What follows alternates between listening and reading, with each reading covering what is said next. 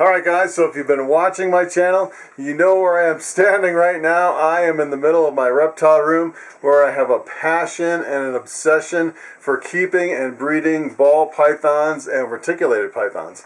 And believe it or not, about 20 years ago, I had a completely different obsession, and that was aquarium fish. And I actually kept and bred aquarium fish, and let me tell you, I was fanatic over fish, and it was quite the wild ride, and I want to tell you about that ride today. And I also want to tell you about kind of the last aquarium that I kept, a freshwater aquarium, and it's an African cichlid aquarium.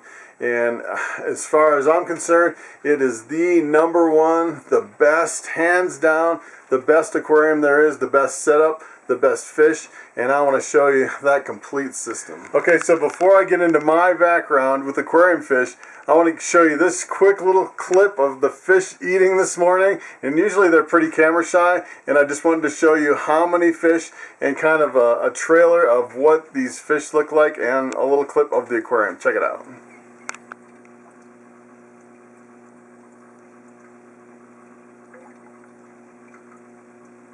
Okay, so I want to tell you a little bit about my background with fish. So I started at an early age. I must have been 8 years old when I had my first little tiny fish tank with goldfish with the bubble eyes. And I can remember it was like it was yesterday. And as I got older, my passion turned into an obsession, and I spent a lot of time at the pet stores. And I used to talk a lot to the pet store owners. And one of the pet store owners came up to me one time and said, "Hey, you know what would be a good way to make money?" And you know, my head starts thinking, you know, how do you make money and have fun at the same time? He said, to make money and to help me out, he could breed angelfish, freshwater angelfish.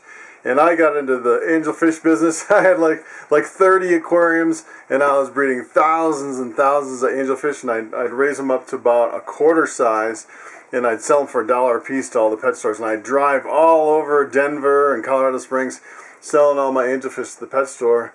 And it was a lot of work. It was pretty tedious. I'd say it was pretty thin profit margins.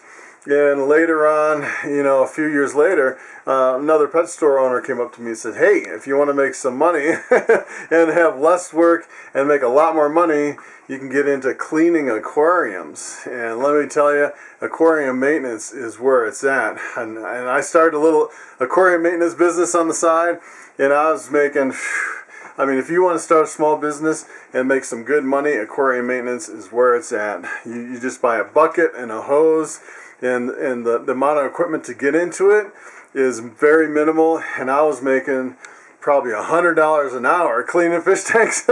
Some of the doctors and lawyers, they would pay big time for cleaning aquariums.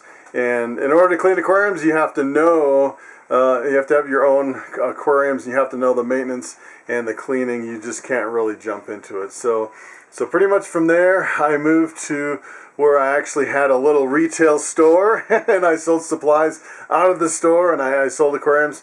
And then I decided that it wasn't really the direction that I wanted my whole life to go down. Yeah, I was kind of going towards the retail pet store kind of a direction, and I decided it really wasn't for me.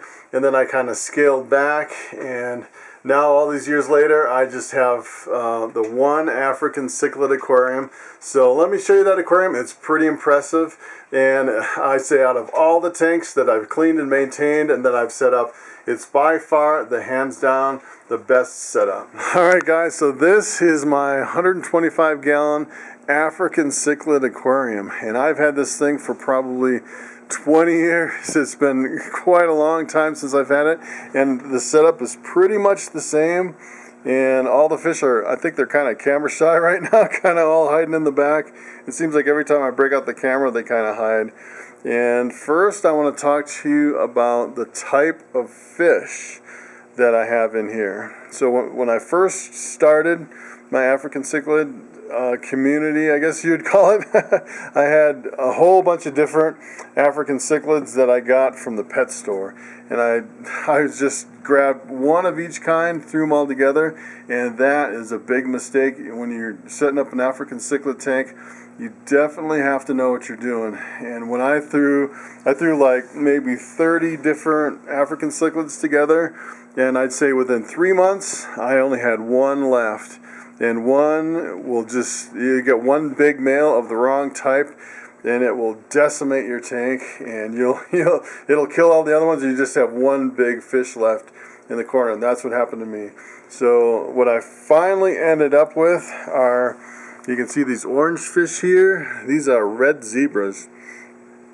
And if you get red zebras from the store, from the pet store, believe it or not, they import them from China, and they actually use a dye to dye them. And these happen to be a pure strain of red zebra that's really bright, that are not dyed. So I originally got some red zebras that were dyed, and they fade really fast, and they all died. They didn't survive, and I don't know if it was the dye was toxic, and it took me years to actually finally figure out where I could get some, and it was just a fluke that one of the pet stores had these red zebras. And when I first got them, I bought 6 of them, and they were all big, mature, and one of them killed all the other ones, and I only had one red zebra left.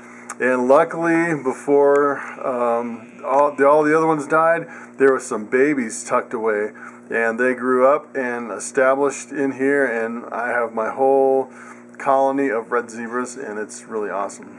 So I'm trying to get these fish to come out, and they're all hiding. So I'm going to throw a little food in here and see if I can tease them out. Okay, the next fish I want to talk about are these bright yellow fish, and if I can get one to actually come out, these are yellow labs. We call them yellow labs, and they are beautiful, beautiful fish.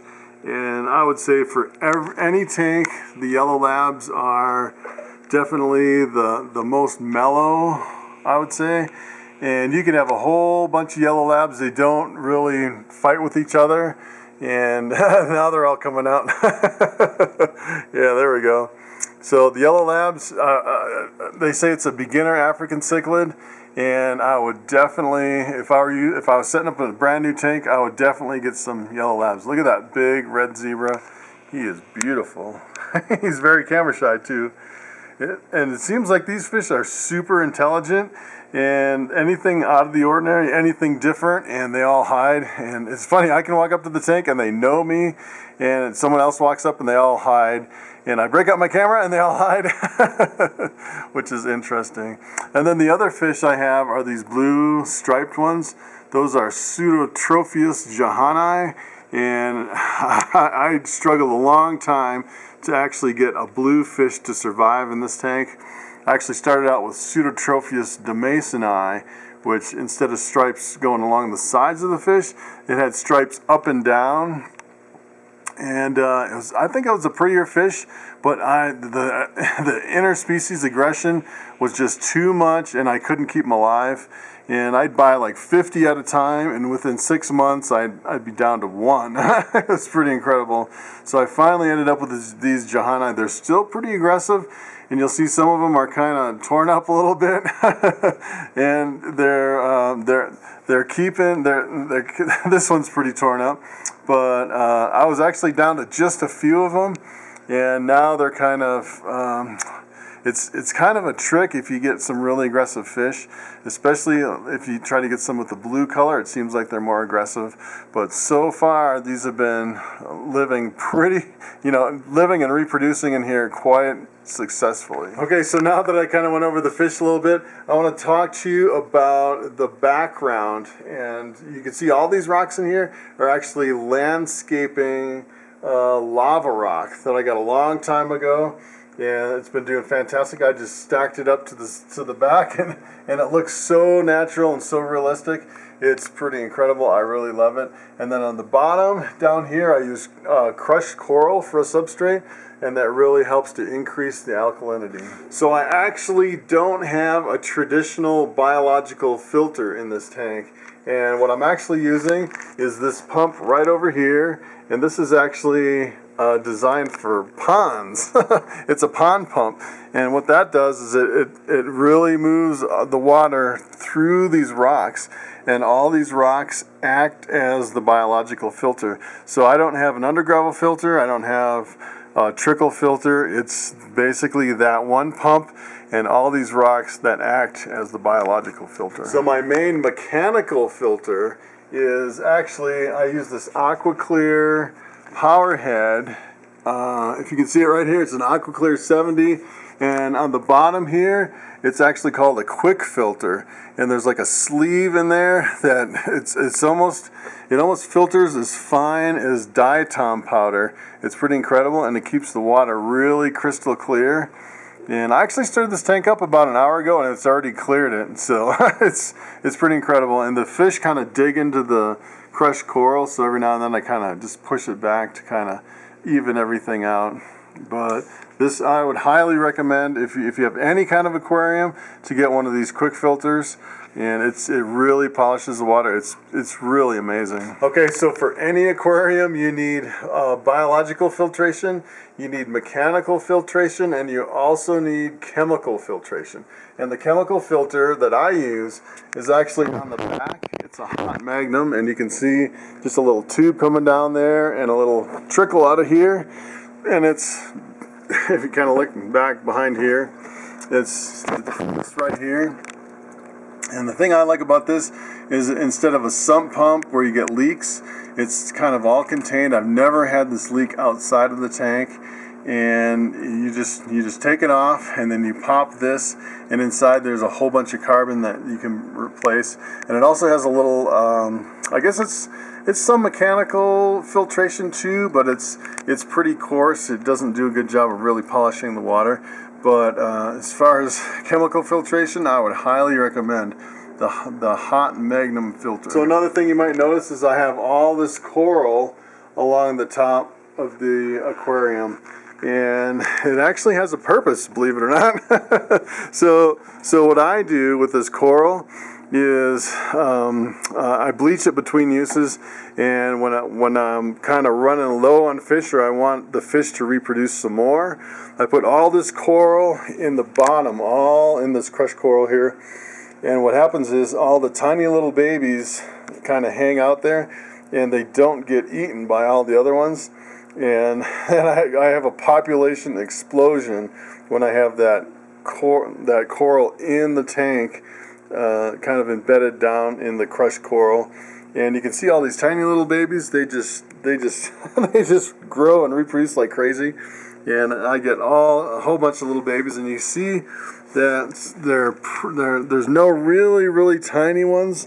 These are kind of a mid-size, and it's because I had the coral in there for I'd say probably a couple weeks, and then all these babies started growing up. They got to the point where they're big enough to where nothing would eat them, and then I pulled the coral out, and of course all the new ones kind of get munched down, so they get eaten.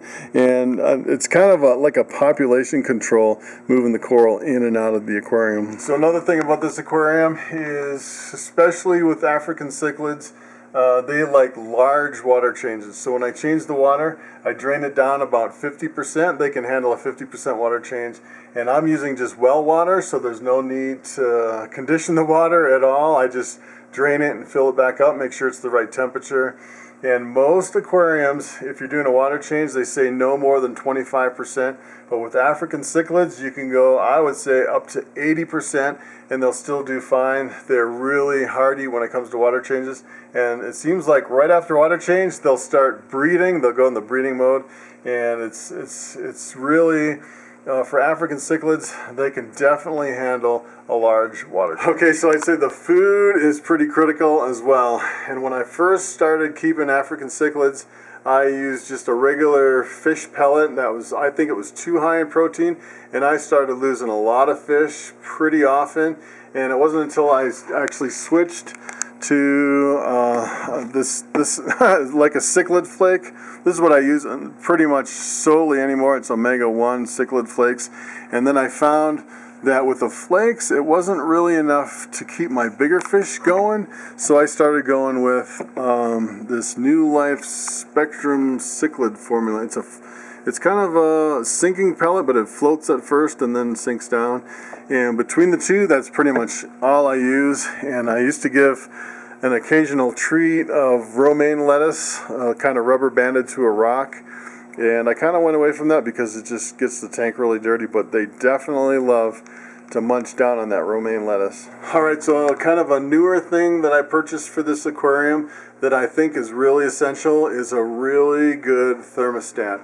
And I kind of went with this, if you look at these are really expensive, but the thing I like about it is it's almost like a little jump start controller where you can see the temperature and it controls a big platinum probe. But what I like is when I'm walking by the fish tank, I can see what the temperature is, and if the temperature goes outside of a certain range, it starts alarming. But every day I walk by and I look and it's like, oh, it's 78, that's exactly where it's supposed to be, and it really gives me a peace of mind as far as, that versus trying to read one of these little strips that you never can really read. I still have my strip on there, but I haven't really used it, and it's not really a foolproof kind of a thermostat. And I've actually lost whole fish tanks full of fish because of a faulty thermostat. So I would definitely recommend getting a really nice thermostat for your aquarium. So one other thing I should mention as far as maintenance, I use a drain and fill siphon. And when I'm siphoning out the water, I vacuum the gravel. And I do it probably, I'd say about once a month on a regular schedule, and go through and vacuum all of the gravel up just in the front. I never take out the rocks. I never actually clean the algae off of the sides. I just clean the front and vacuum the gravel in the front and pretty much just leave the rest. So another thing you'll notice is that on my rocks, there's a little bit of algae, but there's not a whole bunch of algae on the rocks. And what I like to do is I like to turn the light on just in the evening or in the morning, just for a little bit, and then for most of the day, just turn it off. And I'd say most of the time, the light is off on this aquarium, and it's not usually on very often. And I think it really helps to control the algae if you keep the light off most of the time and just on when you're enjoying the fish. So another interesting fact about all these fish in here is that they are mouth brooders. So the male will mate with the female, and as soon as the female lays eggs and they spin around in a circle, she'll scoop up the eggs, hold them in her mouth until the babies hatch. And then even after the babies hatch, she'll keep them in her mouth to kind of protect them. So you'll see a lot of these fish with like a full mouth that aren't eating, kind of hiding in the background, and they have a mouthful of babies, which is pretty cool. Alright, so that is my aquarium in a nutshell, and I really enjoy it. I think it's one of the best setups that you can have. I love the African cichlids, the color, the action, the temperament, and if you get the right mix of fish and the right aquarium and the right setup, I think it can be a really enjoyable aquarium. So thanks for watching, and I will see you next time.